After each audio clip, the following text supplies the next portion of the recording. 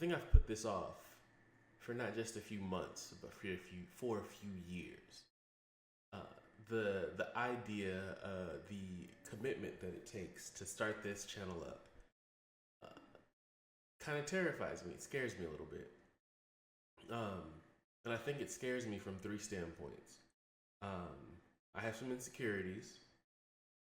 I think I do suffer from a little bit of imposter syndrome, and I keep worrying about my ability to do this consistently.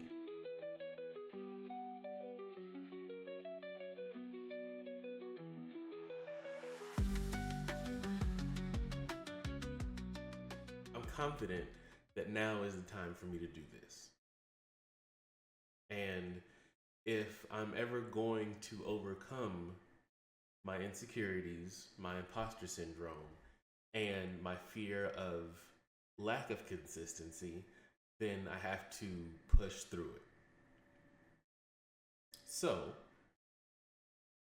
today is day one of Mo's Marketing Lab. I hate the name, but I like the sound of it. Um, the reason why I call it Mo's Marketing Lab is because I am a student of marketing for over 20 years on the creative side, on the data-driven side. I've gathered a lot of different information, and there's still a lot I'd like to learn. I'm currently finishing up graduate studies, and um, in the spring of 2026, I will have completed my master's. My master's, I'm sorry, in um, digital marketing, and uh, I think that I'd like to continue or extend my learning through not just testing and not just journaling, but collaboration and community. So that's essentially what I see Mo's Marketing Lab becoming. But for me to start this as I'd like to start this, for me to come into this and create a relationship with you, I need to do that and provide transparency. So, that being said, my very first video is why I'm scared, or why I was scared to post, even with 20 years of marketing experience. I think the first thing I want to talk about is my insecurities, right? I think myself, just like maybe a lot of people out there, kind of feel a certain way when they either see themselves on camera or hear themselves in video, audio, whatever the case may be. I'm no different. I've always been nervous on camera. I've always been nervous presenting. Uh, it's kind of, I don't necessarily get anxiety, but I do definitely tense up. I think that when it comes to this, I'm really, really insecure about how I sound and how I look. And at the end of the day, I definitely understand that maybe the only person that thinks about that is myself. But I think that the fact that that got into my head and kind of became a recurring theme can definitely lend itself to procrastination, right? Wanting to either make sure I had a haircut, wanting to make sure that I looked the part or I looked professional when I got on here and I talked, even though it's my channel, it's my brand. How I present myself is how I want to look and how I want to be perceived. Those ideas definitely built up in me and became a reason why I may not have moved forward as quickly as I would have liked to. So let's talk about imposter syndrome. It's not just a buzzword for me. Being the fact, like I said, I've had a lot of experience in marketing and presentations in different roles. I think I've come across different times where I feel like I suffered from, at times, from imposter syndrome. One example, or one continuous example that comes to mind, is one of my previous employers.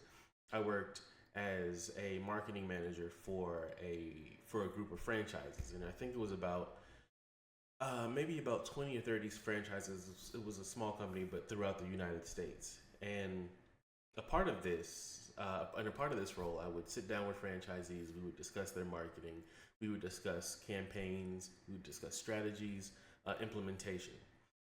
And depending on the day and depending on the franchisee, these conversations could either go really well or not so well. And even along those lines, some franchisees were really interested in what we could do for them in terms of marketing, and some really didn't care to hear about it. They had their own ideas, they had their own concepts, and no amount of marketing experience could sway them from making a decision one way or another. So that being said, I think there were plenty of times that I would be in the room and I would I would know the data, I would have the knowledge, but I felt like whether it was because of the status of the person I was talking to, or just nerves, that maybe I didn't deserve to be there, or that quote unquote I was out of my league in terms of the conversation.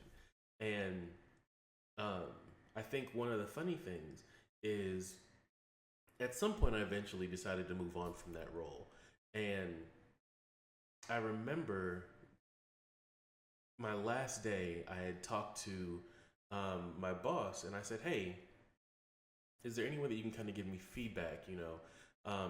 Everything I always heard was, hey, you're doing a good job here. This is going great, but I'd like to know, like, if there's anything that I can improve on. I'd love to hear that, so I can take that on and use that as an opportunity to grow." And their feedback was that they felt like in my presentations, uh, I didn't necessarily come across like I was an expert. And I think as you start to get to know me, you'll see that's kind of somewhat of a recurring theme and something that I'm really trying to focus on. But that was their thing. And I think that I kind of took that to heart, only because I remember numerous times where I would ask them for feedback in terms of presentations. I would ask them for feedback in terms of my my presentation style, and I never got that feedback.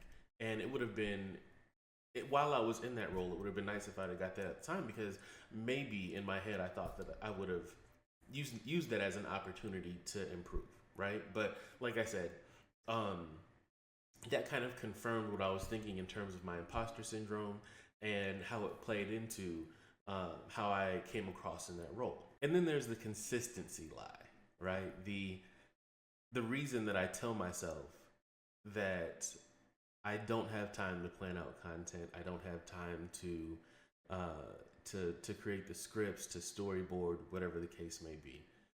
I think what I've what I've what I've kind of trained my mind into doing is saying that, you know what, let me approach this a different way. I really, really preach consistency at work, right? Um, the job that I have now is no secret. You can go on my LinkedIn and see what I do. I have a team I have a small team, and on that team, the one thing that we're always pushing, the one thing that I'm always pushing is consistency. Us showing up for at 100% every day, right? And at my job, my goal is to always do that. When I come home and I see my wife and I see my kids, my goal is to show up 100%. And I had myself convinced that I could not show up 100% at work, 100% at home, and then show up 100% in growing out this channel. And that, in essence, has become the consistency lie, right? Um, I don't have time. I have to prepare for this meeting for work. Um, I have to help my wife put the kids to bed. There's X, Y, and Z that has to happen before I can do anything else. And if all those things don't get done until 11:30, then I need to get ready for work tomorrow. So it's not going to happen. So the one challenge that I'm giving myself now is to better manage my time and to create schedules. Of course, you'll see how this plays out. If we start seeing videos on a regular basis, then everything's going well, right? But I think the biggest struggle for me is going to be that consistency, right? And maintaining a schedule, sticking to that schedule, and seeing how creating that consistency lends itself to the analytics. As I start to review videos, as I start to review campaigns, and I start to review my performance, I want to make sure that you guys see how consistency affects consistency affects those results. So those are the three things that have kept me from consistently creating content, even with 20 years experience in marketing, digital marketing, print marketing, whatever the case may be.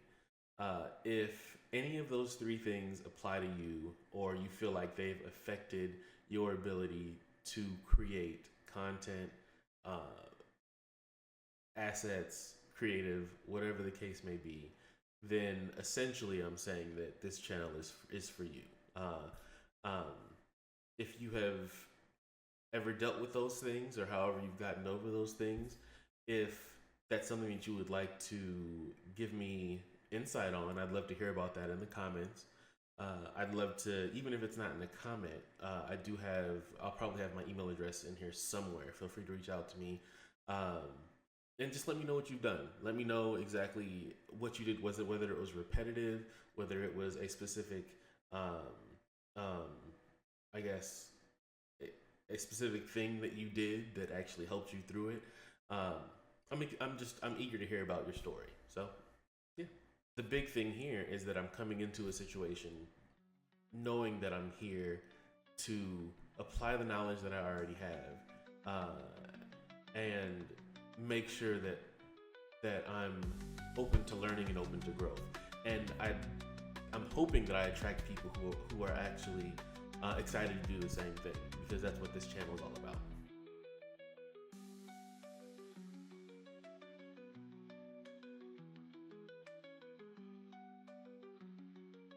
Warm, inviting smile. Oh, I don't, what's the warm one? Is this warm? Is this